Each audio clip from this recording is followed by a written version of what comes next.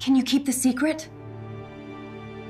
I opened the door expecting nobody, maybe a delivery or someone selling something, but there she stood looking scared and breathing fast. My name is David. I'm 41 years old and I fix computers and phones at a small shop called TechFix in our neighborhood. My wife Sarah died 4 years ago in a car accident, and since then I've lived alone in apartment 3B of the Riverside townhouses, cooking frozen dinners and watching basketball games by myself. Most days feel the same. Wake up, go to work, come home, sleep, repeat. I don't complain because complaining doesn't bring anyone back. I know my neighbors by sight, but not really by name. The guy in 3A plays his music too loud on weekends. The family in 3C has twin boys who ride scooters in the hallway. And then there's Alina in 3E, 2 doors down from me. She's 43, works somewhere downtown in an office building, always wearing nice clothes and high heels. We've said hello maybe 10 times in the 2 years she's lived here. Nothing more than that. She keeps to herself,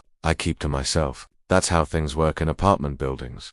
But that Tuesday night, around 8 o'clock, someone knocked on my door. 3 times, soft and quick. When I looked through the peephole, I saw Alina standing there in jeans and a sweater, which was strange because I'd never seen her in casual clothes before. Her hair was down instead of pulled back. She kept looking over her shoulder at the hallway like someone might be following her. I opened the door, and before I could even say hello, she leaned forward and whispered really quietly, "Can you keep a secret?" Her voice shook when she said it. I didn't know what to say at first. This wasn't normal neighbor stuff, but something about the way she looked at me, like I was the only person she could ask, made me answer without thinking. "Yes, I can," I said softly. She let out this long breath like she'd been holding it forever. Then she glanced behind her one more time and asked if she could come inside. I stepped back and she walked in quickly, closing the door behind her herself. That's when I noticed she was holding a brown envelope, the kind that looks important, and her hands were shaking. She didn't sit down, even though I pointed to the couch. Instead, she stood near the window, peeking through the curtain at the parking lot below. "Is someone out there?" I asked. She shook her head, but didn't look convinced. "I don't know anymore. I feel like I'm being watched all the time." That sent a chill through me. Watched by who? She turned away from the window and looked right at me. "Vincent, my late fiancé's business partner. He runs the foundation now, the charity foundation that Michael started before he died. Vincent thinks he owns everything, including me." I'd heard about her fiancé. People in the building had whispered about it last year. How he died suddenly from a heart attack at only 45.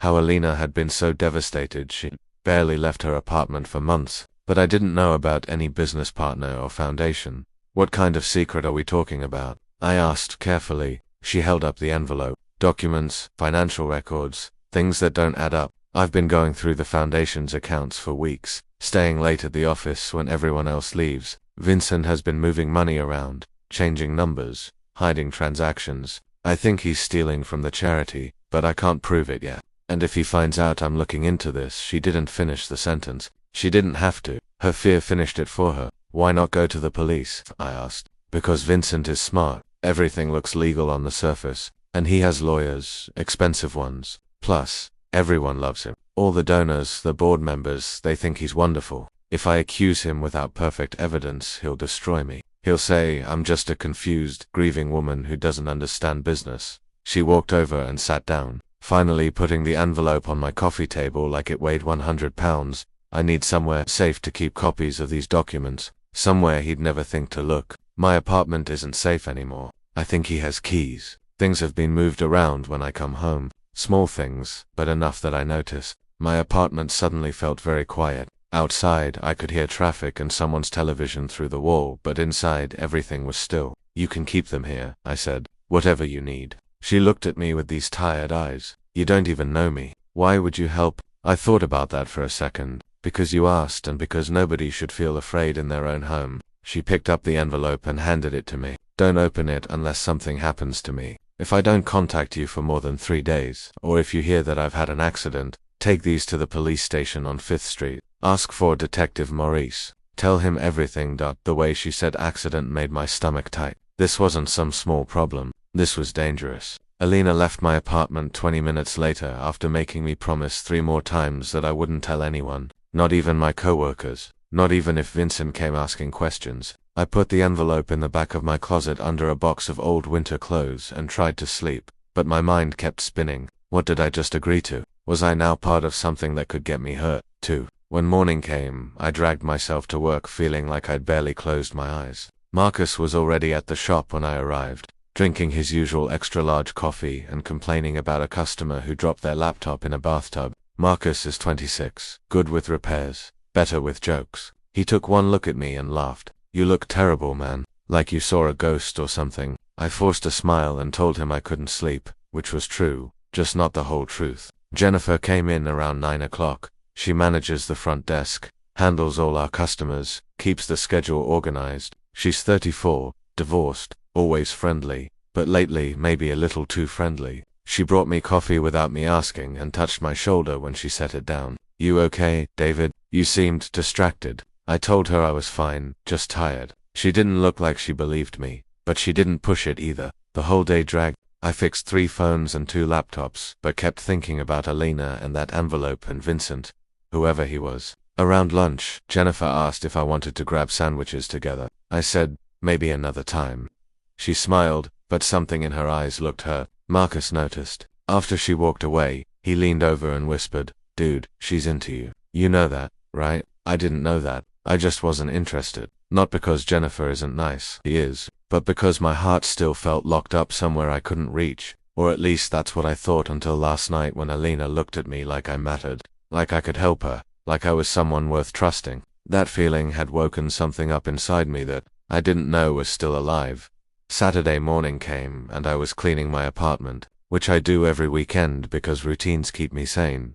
When someone knocked again, I knew it was Alina before I even opened the door. She was wearing workout clothes this time, hair in a ponytail, sunglasses, even though she was indoors. "Can I come in?" she asked quietly. I let her inside and she took off the sunglasses. There was a dark circle under her left eye, not quite a bruise, but like she'd been rubbing it or maybe crying. "What happened?" I asked. She sat on my couch and pulled her knees up. "Vincent came to my apartment last night. He wanted to discuss foundation business," she said. But really, he was looking around, asking questions. He asked if I'd been reviewing old files. He asked if I made any copies of documents. He knows I'm suspicious. My hands felt cold. "Did he hurt you?" She shook her head quickly. "No, nothing like that. He's too smart for that. But he made it clear that I should stop whatever I'm doing. He said Michael will be disappointed in me for doubting his best friend. He said I was too emotional to think straight. The way she said it, I could tell those words had cut deep. "That's manipulation," I told her. "He's trying to make you feel crazy so you'll back down."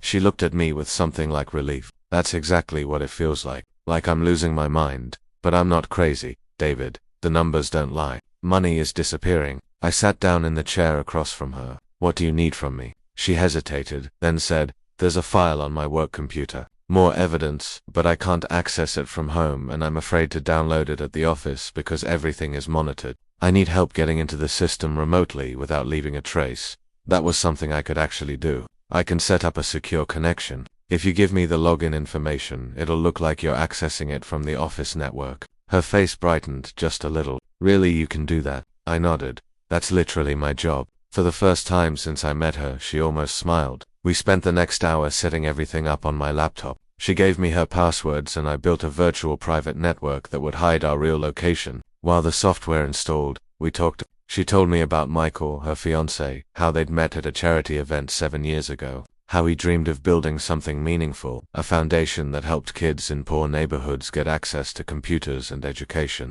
how he'd worked himself to exhaustion, making it real, and how Vincent had been there from the beginning, Michael's college roommate, his business advisor, his best friend. Michael trusted him completely, Alina said quietly. So, I trusted him, too. But after Michael died, Vincent changed. Or maybe he didn't change. Maybe he'd always been this way, and Michael just couldn't see it. The download finished. I opened a file she directed me to, and even I could see the problems. Invoices for equipment that was never delivered, payments to companies that didn't exist, salary increases for Vincent that the board had never approved. "This is fraud," I said. "Serious fraud." She nodded. "I know, but I need more before I can go public. I need bank statements, vendor contracts, emails, and those are locked behind higher security." Before I could answer, my phone buzzed. A text from Jennifer asking if I wanted to meet for coffee tomorrow. I put the phone down without replying. Alina noticed. "Girlfriend?" she asked. I shook my head. Just someone from work. She studied me for a moment. You're a good person, David, I can tell. You didn't have to help me, but you are anyway. I didn't know what to say to that, so I just nodded. We worked for another hour until she said she should go. That being here too long might look suspicious. At my door, she turned back. Thank you for believing me when nobody else does. After she left, I sat with my laptop still open, staring at those files. This wasn't just keeping a secret anymore. This was becoming part of something bigger, something that could go very wrong. But when I thought about backing out, I remembered how scared she looked that first night, how alone she felt, and I realized I couldn't walk away even if I wanted to. Whatever happened next, I was already in it. I couldn't sleep that night after Elena left with her coffee. Every time I closed my eyes, I saw the way she looked at me like I was the only safe place in a world that had turned cold. The next day, it dragged on forever. I fixed a broken phone screen, replaced a laptop battery, went through the motions while my mind stayed 2 doors down from my apartment. Marcus caught me staring at nothing and said, "You've got that look again. Like you're solving a puzzle nobody else can see." I told him it was nothing, but he just shook his head and smiled. Jennifer stopped by my repair station around lunch with sandwiches from the deli across the street. She sat on the edge of my workbench, closer than usual, and asked if I had plans for the weekend. Before I could answer, my phone buzzed. It was Elena. "Can you come by tonight? I need your help with something." Jennifer saw me reading the message, saw something shift in my face. "Someone important?" she asked, her voice lighter than her eyes. I nodded without thinking. She stood up slowly, left the sandwich, and walked back to her desk without another word. That evening, I knocked on Elena's door with my toolkit, not sure what she needed fixed this time. She opened it wearing jeans and an old sweater, hair pulled back, looking more relaxed than I'd seen her. "Come in," she said, glancing down the hallway before closing the door behind me. Inside, her place was neat, but lived-in photos on the walls of places she'd traveled, books stacked on tables. "It's the window in my bedroom," she explained. "It won't lock properly, and I keep thinking I hear noises at night." I followed her down the hallway, toolkit in hand. The window was old, the mechanism worn down from years of use. As I worked on it, she sat on the edge of her bed and started talking. Really talking. She told me about her fiancé, Daniel, how he built the foundation from nothing, how passionate he was about helping kids get into college, how Vincent had been his best friend, his partner, someone Daniel trusted completely. After Daniel died, she said quietly, Vincent stepped in. He handled everything, the funeral, the finances, the foundation. Everyone said I was lucky to have him, that he was honoring Daniel's memory. Her voice changed, got harder. "But it doesn't feel like honor. It feels like ownership." I tightened the last screw and tested the lock. It clicked firmly into place. When I turned around, she was looking at me with an expression I couldn't quite read. "You're easy to talk to," she said. "You don't try to fix me. Just the things I ask you to fix." I sat down in the chair across from her bed, setting the toolkit on the floor. "Maybe that's because you're not broken," she smiled, but it didn't reach her eyes. "Vincent thinks I am. He thinks grief has made me incapable of making decisions. Every time I suggest something new for the foundation, he tells me I'm not thinking clearly, that I need more time." Something in her voice made me lean forward. "What kind of suggestions?" She hesitated, then stood and walked to her closet. From the top shelf, she pulled down a folder thick with papers. She sat back down and opened it on her lap. Daniel wanted to expand the foundation, reach more schools, help more kids. We talked about it all the time. I found his notes, his plans, everything he wanted to do but never got the chance to finish. She looked up at me. "I want to make it happen, but Vincent keeps blocking me. Says it's too risky, too expensive, not what the donors expect." I looked at the papers, saw Daniel's handwriting, saw Elena's notes in the margins. Why would he block something Daniel wanted? Her hands tightened on the folder. "That's what I've been trying to figure out. At first I thought he was just being protective, but last month I asked to see the foundation's financial records. Vincent said they were with the accountants, that I didn't need to worry about those details. When I pushed, he got angry, said I was questioning his integrity, dishonoring Daniel's trust in him." She closed the folder carefully. "So, I hired someone quietly, someone who knows how to look at numbers and see what's really happening." My chest tightened. "Elena, that's dangerous. If Vincent finds out, he already suspects something," she interrupted. "That's why he's been showing up more often, why he made a point of seeing you with me. He's watching." She stood and moved to the window I just fixed, testing the lock herself. "I am scared, David, but I'm more scared of doing nothing, of letting Daniel's dream die because I was too afraid to fight for it." I joined her at the window. Outside, the courtyard was quiet, streetlights casting long shadows. When will you know about the finances? Soon, she whispered. Maybe a week. The auditor said he'd have a preliminary report by then. She turned to face me. That's the real secret, David. Not just that I'm looking into Vincent, but what I might find and what happens when I do. A car pulled into the parking lot below. Silver Mercedes. Vincent. Elena stepped back from the window quickly and I saw real fear cross her face. He can't know you're here. Not like this. Not with the folder out. I grabbed my toolkit. Back door, she nodded, leading me through the kitchen. As I slipped out into the night, I heard Vincent's knock on her front door, heard her take a breath before opening it, heard his voice smooth and concerned, asking why she hadn't returned his calls. I walked slowly back to my apartment, toolkit heavy in my hand, knowing that whatever secret Elena was keeping, it was about to get a lot more complicated, and I was right in the middle of it. Vincent's voice carried through Elena's walls at night, not loud enough to make out words, but sharp enough to cut through the quiet. I stood in my kitchen, gripping the edge of the counter, fighting the urge to go back. The next morning, I found a note slipped under my door. Just 3 words in Elena's handwriting. Thank you. Tomorrow, noon at the shop. I went through my appointments on autopilot, replacing screens and cleaning out viruses while my mind stayed stuck on that folder, on what Elena might find, on Vincent's silver Mercedes in the parking lot. Marcus noticed, but didn't push. Jennifer didn't come by at all. When noon arrived the next day, I walked to Elena's apartment and knocked twice, soft like she'd asked. She opened the door immediately, pulled me inside fast. Her laptop sat open on the kitchen table, spreadsheets covering the screen, papers scattered everywhere. Her eyes were red, not from crying but from staring at numbers for too long. Look at this, she said, not even saying hello first. She pointed at columns of figures, transactions, dates. The auditor sent his preliminary findings this morning. David Vincent has been moving money small amounts at first, then larger. He's been redirecting foundation funds into a separate account, one that Daniel never authorized. I leaned closer, trying to make sense of the numbers. How much? Over 2 years, nearly $500,000, her voice shook. He's been disguising it as operational expenses, facility costs, consulting fees, but the auditor tracked where the money actually went. Vincent has been using foundation funds to invest in his own business ventures. My stomach dropped. Elena, you need to take this to the board, to the authorities.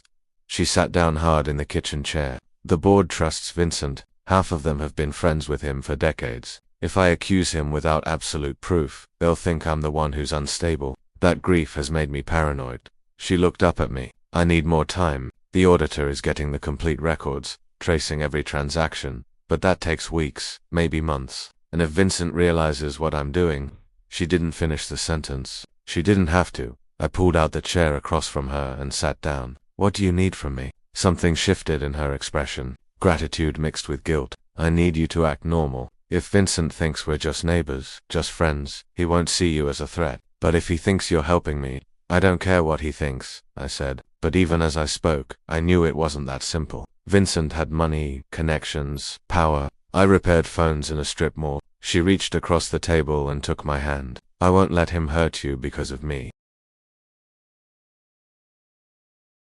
Before I could respond, her phone rang. Vincent's name lit up the screen. She answered on speaker, her voice suddenly calm and pleasant. Elena, I've been trying to reach you. We need to discuss the spring fundraiser. I've scheduled a planning meeting for tomorrow afternoon at the foundation office. 2 o'clock, don't be late. It wasn't a request. I'll be there, she said. Good. And Elena, I think it's time we talked about your living situation. That complex isn't appropriate for someone in your position. I found a lovely condo downtown, much more suitable. We can discuss the details tomorrow.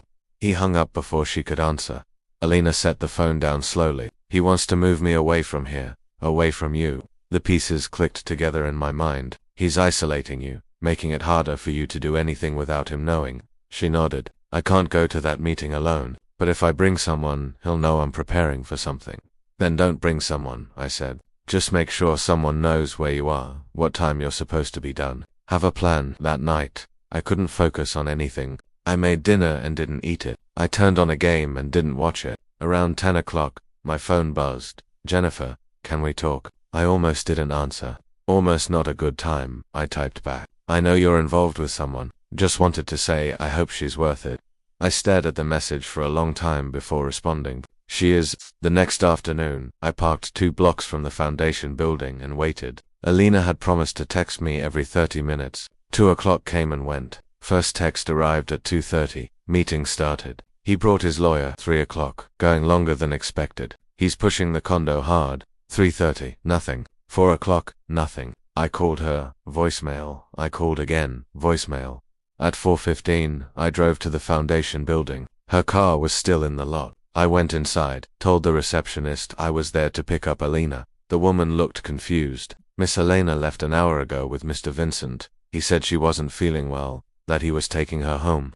My blood went cold. I drove to her apartment faster than I should have. Her car wasn't there. Vincent's Mercedes sat in her parking spot. I took the stairs 2 at a time, reached her door, and knocked hard. Vincent opened it. He stood there in his expensive suit, blocking the doorway, looking at me like I was something he'd scraped off his shoe. She's resting. Whatever you need can wait. I need to see her now. He smiled, cold and thin. Alina and I had a very productive conversation today. She's realized that certain friendships have been clouding her judgment. She's asked for space. I suggest you respect that.